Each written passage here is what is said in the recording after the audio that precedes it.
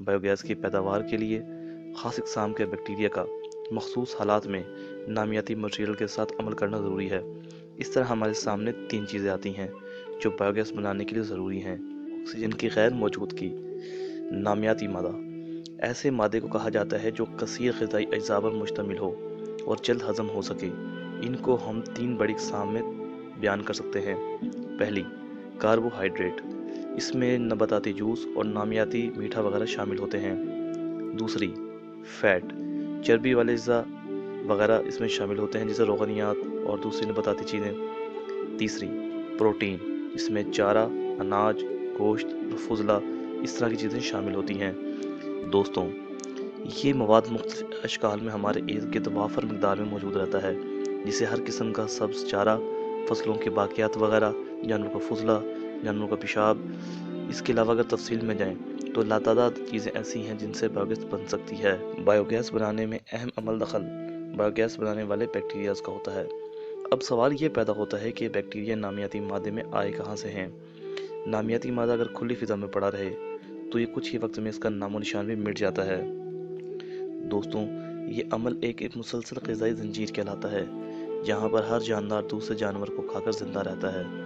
इस अमल में हिस्सा लेने वाले बैक्टीरिया पूरे अर्ज़ की फ़िज़ा में हर तरफ फैले हुए हैं। ये मुवाफ़िक हालात मिलते ही बैक्टीरिया अपनी नस्ल बढ़ाना शुरू कर देते हैं।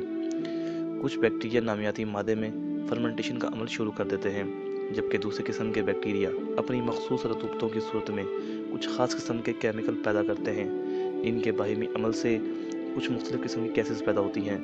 इसी मुख्तलिफ किस्म की गैसेस के मजमूए को बायोगैस कहा जाता है। इसमें मुख्तलिफ गैसें ख़ास तरतीब और तनासब से मौजूद होती हैं। अगरचे तनासब हमेशा एक जैसा नहीं रहता, बल्कि मुख्तलिफ वजूहात की बिना पर कम या ज़्यादा हो सकता है। बायोगैस में सबसे अहम जुज़ मीथेन है। ये गैसों के अमेज़े में सबसे ज़्यादा मकदार में पाई जाती है। ये बेरंग बेबू गैस है जो पानी में हल्की सी हल पजीर है। आम प्रेशर पर मीथेन को -161 डिग्री सेंटीग्रेड पर लिक्विड में तब्दील किया जा सकता है।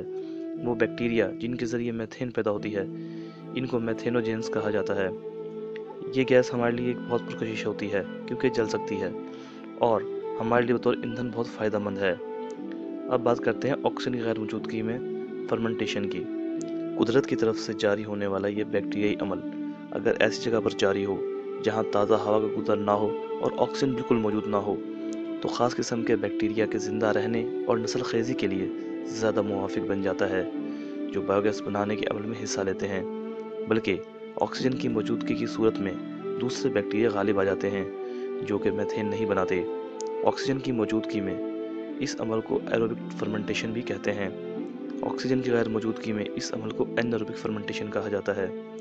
कुदरती तौर पर एरोबिक और अनएरोबिक फर्मेंटेशन का अमल बहुत बड़े पैमाने पर और तमाम कुरे अर्ज़ में लाखों करोड़ों साल से जारी है। ये फर्मेंटेशन का अमल जारी रहना चाहिए क्योंकि जहाँ पे हमें अनएरोबिक फर्मेंटेशन के ज़रिए मीथेन और दूसरी गैसेस हासिल होती हैं, वहीं पर एरोबिक फर्मेंटेशन के ज़रिए ज़मीन की ज़रख़ेज़ी बढ़ती है। मौजूदा दौर में इल्मी और साइंसी तरक्की के साथ हम इस काबिल हो चुके हैं कि कुदरत की तरफ से जारी करदा इस अमल को महदूद पैमाने पर कंट्रोल कर सकें। इस मकसद के लिए जो इमारत बनाई जाती है, इस इमारत को बायोगैस प्लांट कहा जाता है। बायोगैस मुख्तलिफ गैसों का अमेज़ा है जो ज़्यादातर तय ज़ैल पर मुश्तमिल होता है। मीथेन 50 से 70%, कार्बन डाइऑक्साइड 30 से 50%, हाइड्रोजन 0 से लेकर 1% तक, हाइड्रोजन सल्फाइड 0 से लेकर 3% तक। इसके अलावा भी इसमें दूसरी गैसेस पाई जाती हैं, जैसे ऑक्सीजन ना होने के बराबर है, कार्बन मोनोऑक्साइड भी ना होने के बराबर ही होती है। बायोगैस प्लांट से हासिल होने वाला गैसों का ये मजमुआ बराह रास्त घरेलू इस्तेमाल के लिए तो नुकसानदेह नहीं, मगर सनती इस्तेमाल में इसमें मौजूद हाइड्रोजन सल्फाइड मशीनरी के लिए नुकसानदेह साबित हो सकती है।